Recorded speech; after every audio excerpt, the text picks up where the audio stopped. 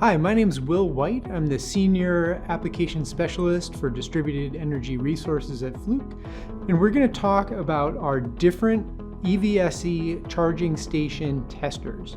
Starting with the FEV500 and 300, those are our level 2 AC testing tools. The FEV500 is a test adapter. It will send a control pilot signal to the charging station to turn it on, and then you can use other tools with the FEV500 to do your testing, things like multimeters, insulation resistance testers, and scope meters.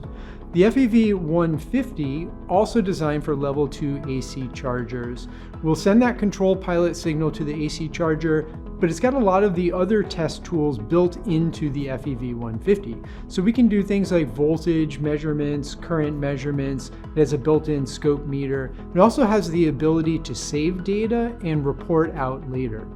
The other tool we have is the FEV500. This is for level 3 DC fast chargers.